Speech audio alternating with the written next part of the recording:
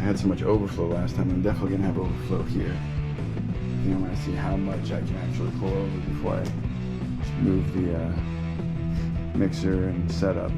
Just see if I can get away with leveling it and not having to pour anymore.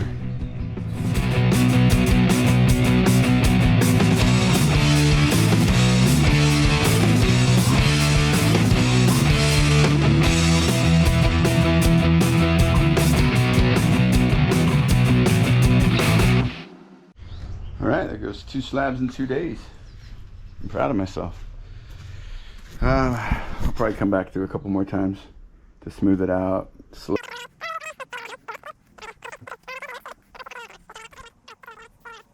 Whatever, doesn't matter.